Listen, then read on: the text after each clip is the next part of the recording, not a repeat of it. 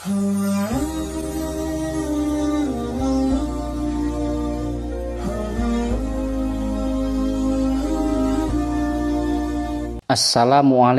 warahmatullahi wabarakatuh.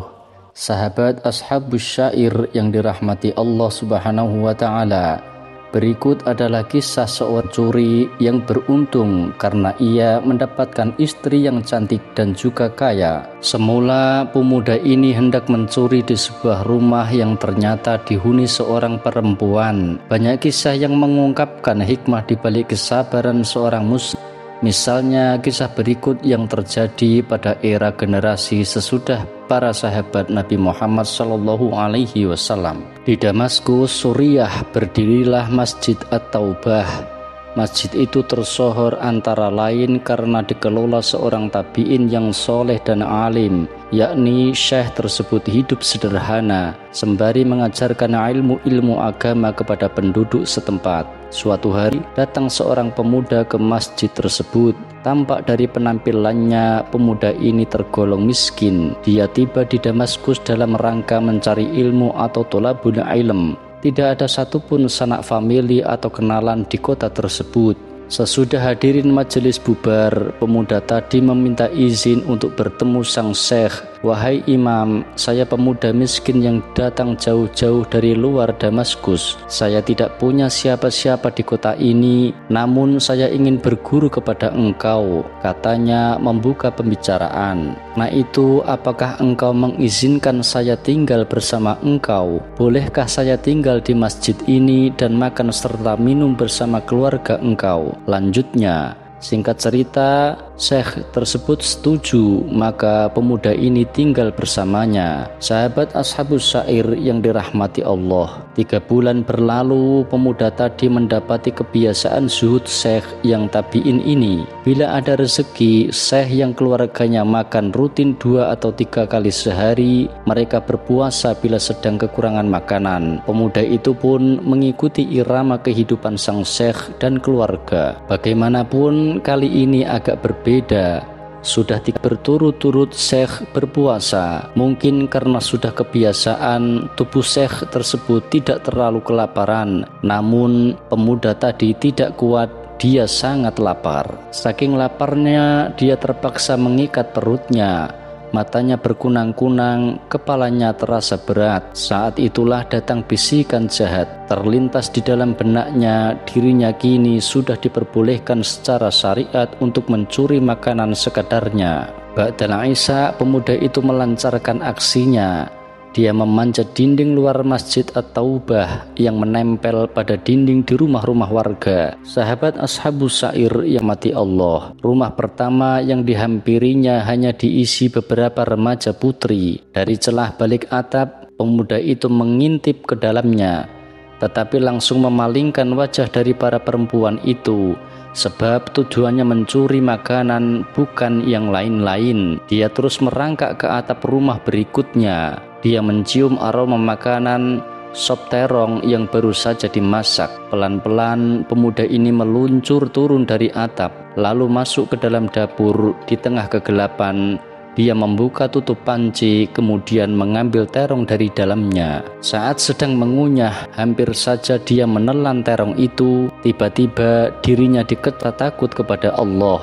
Dia berpikir, setan telah berhasil menggodaku 3 hal. Pertama, dia menyuruhku mencuri, lalu melihat perempuan yang bukan mahram, dan memasuki rumah orang lain tanpa izin. Seketika pemuda ini memuntahkan terong tadi. Dia lantas mengendap-endap keluar dari dapur itu. Sahabat Ashabus Syair yang dirahmati Allah, sesampainya di masjid, dia menemukan seorang syekh sedang menerima tamu, yakni seorang perempuan yang bercadar dan 2 orang pendampingnya. Pemuda itu tampak tidak terlalu peduli. Perutnya masih sangat lapar, sehingga hanya tertunduk lemas di dinding, agak jauh dari mereka. Tiba-tiba syekh memanggilnya. Wahai pemuda, kemarilah. Apakah kamu sudah menikah? Tanya syekh tadi. Belum wahai syekh, jawab pemuda itu masih dengan wajah sayu. Apakah kamu mau menikah? Tanya gurunya itu. Si pemuda tidak menjawab sepatah kata pun. Pertanyaan itu diulangi sang syekh 3 kali berturut-turut, sehingga muridnya itu terpaksa mengeluh. Wahai syekh, saya datang kepadamu sebagai pemuda yang tidak punya apa-apa. Saya hidup bersama keluargamu. Apa yang engkau makan, itulah yang kumen. Jika engkau berpuasa, saya pun berpuasa. Tapi akhir-akhir ini saya benar-benar terbatas. Saya seharian belum makan sama sekali. Bagaimana mungkin saya menikah? Dengan apa saya nafkahi istri saya nanti? Katanya. Wahai pemuda, perempuan yang datang kepada saya ini adalah janda. Dia baru saja menyelesaikan masa iddah. Dia takut akan fitnah sehingga meminta saya untuk menikahkannya dengan seorang pria. Kata sang syekh, karena itu saya ingin kamu menikah dengannya. Kamu tidak perlu khawatir, perempuan ini memiliki rumah hidup berkecukupan. Lanjutnya, Syekh kemudian meminta persetujuan dari perempuan tadi yang lantas menyanggupi tawarannya. Pemuda itu pun mengangguk setuju. Maka sang Syekh memanggil beberapa orang sebagai saksi. Dia juga mengambil 1 buah kendi sebagai mas kawin pemuda tadi untuk sang janda. Sahabat Ashabus Syair yang dirahmati Allah, akhirnya menikahlah mereka. Setelah selesai ijab qabul, Syekh pun menyuruh pemuda tadi pergi. Pergilah ke rumah istrimu. Kalian berdua kini telah suami istri, ucap Syekh sembari memberi selamat dan mendoakan kebaikan. Pasangan itu berjalan menuju rumah tujuan. Dia melewati 1 rumah yang tadinya hampir disatroni si pemuda. Tiba di rumah kedua. Perempuan itu mempersilahkan suami barunya tersebut masuk. Silahkan, katanya dengan lembut. Pemuda itu terkejut karena inilah rumah yang tadi dimasukinya tanpa izin. Suamiku, tadi ku dengar engkau belum makan sama sekali seharian ini. Duduklah di sini, aku sudah memasak sup terong di dapur, kata sang istri. Tak lama perempuan ini sedikit teriak. Dia terkejut karena mendapati betapa berantakan keadaan dapurnya kini. Tenang, pemuda ini memanggil istrinya itu. Kemarilah istriku.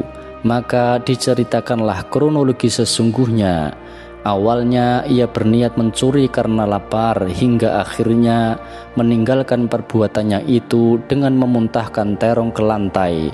Wahai suamiku, engkau telah meninggalkan perbuatan buruk karena sup itu bukan milikmu. Tapi kini Allah telah menggantinya dengan yang lebih baik. Bukan hanya sup ini, tetapi juga seisi dapur ini, rumah ini, dan aku yang memiliki rumah ini sekarang menjadi milikmu, kata perempuan cantik tadi. Sahabat Ashabus Syair yang dirahmati Allah, demikian kisah seorang pencuri yang karena ketakutannya kepada Allah, ia mengurungkan niat jahatnya dan akhirnya berkahan yang Allah berikan kepadanya justru semakin berlipat ganda.